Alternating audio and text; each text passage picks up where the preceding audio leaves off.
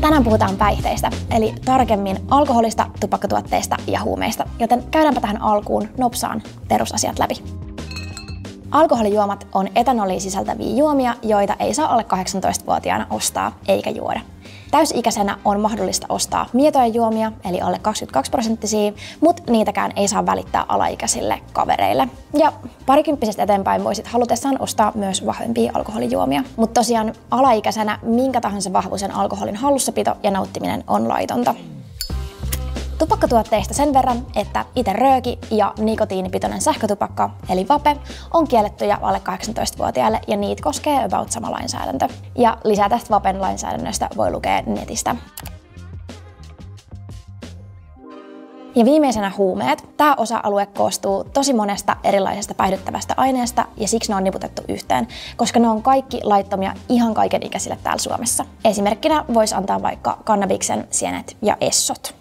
Okei, eli toisin sanoen kaikki nämä edellä mainitut on alle 18-vuotiaille laitonta käyttää ja välittää. Mutta miksi ne on laittomia?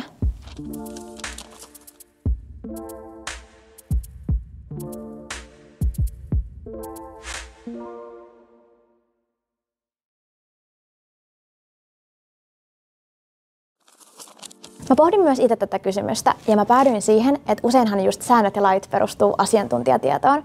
Ja siksi mä päätin kysyä tätä kysymystä päihdeasiantuntijalta. Katsotaan, mitä sanottavaa hänellä on. Miksi päihteiden käyttöä säädetään lailla ja miksi on olemassa ikärajoja? No ikärajat on olemassa puhtaasti suojelakseen nuoren kehitystä. Aivotkin kehittyy 25-vuotiaaksi asti ja mitä enemmän sinne saa jotain ylimääräisiä aineita, niin se vaikuttaa siihen kasvuun ja kehitykseen. Ja lisäksihän päihteet aiheuttaa riippuvuutta, että mitä varhaisemmassa iässä niin päihteiden käytön aloittaa, niin sen helpommin ja herkemmin niihin voi jäädä riippuvaiseksi ja sen vaikeampi niistä on päästä sitten loppupeleissä myös eroon. Okei, eli makes sense, niin näitä lakeja ei ole ilkeyttä säädetty, vaan niillä yritetään suojella meitä. No ei todellakaan ole ilkeyttä, vaan nimenomaan suojelakseen sitä kasvua ja kehitystä.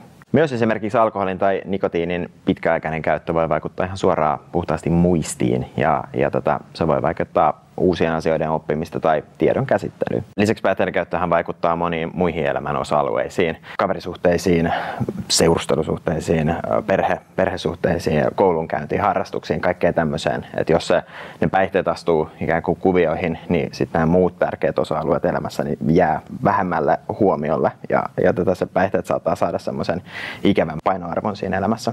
Niinpä.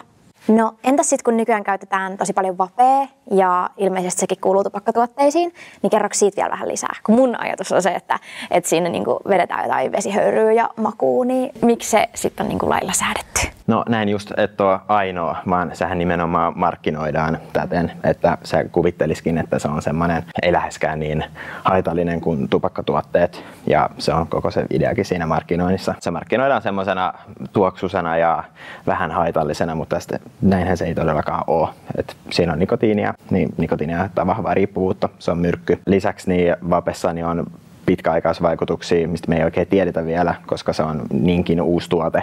Eli katsotaan sitten 20 vuoden päästä, että mitä kaikkea se oikeasti aiheuttaa. Eli en suosittele kenenkään sitä käyttävän, koska se on vähän niin kuin hölmöä periaatteessa käyttää semmoista, mitä sä et tiedä, mitä loppujen lopuksi se tuo tullessa. Joo, kiitos hei haastattelusta. Kiitos sulle.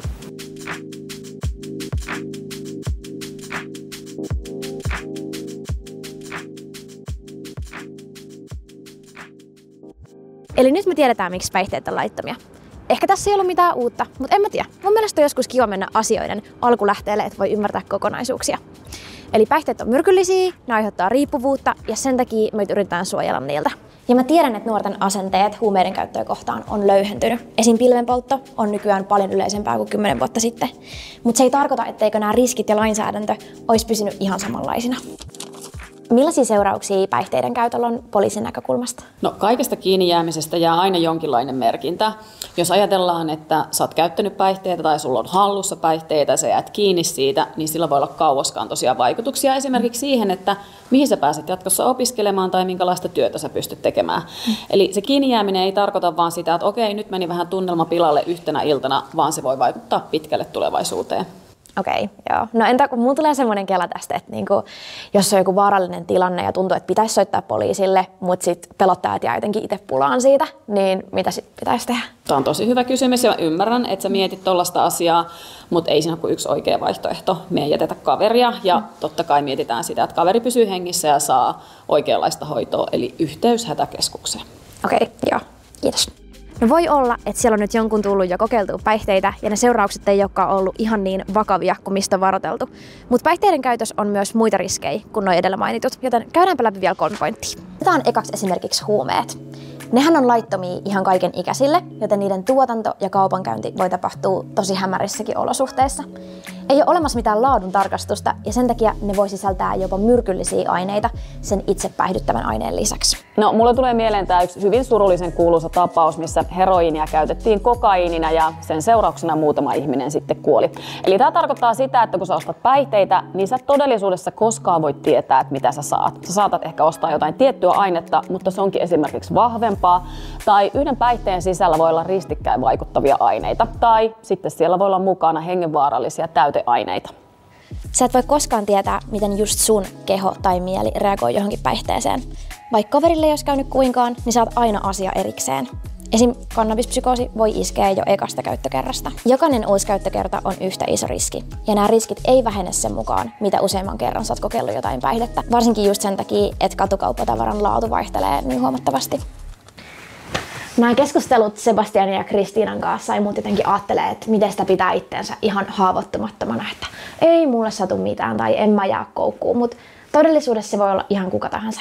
Joten toivottavasti pisti myös sulla ajatuksia pyörimään ja kiitos kun katsoitte tämän paketin päihteistä. Ja hei, jos sä kaipaat apua päihteisiin liittyvissä huolissa, niin olisi tosi tärkeää edistää asiaa. Esimerkiksi voi käydä juttelemassa terveydenhoitajalle tai kuraattorille tai ottaa yhteyttä Helsingin kaupungin päihdepalveluihin. Tässä on yhteystiedot.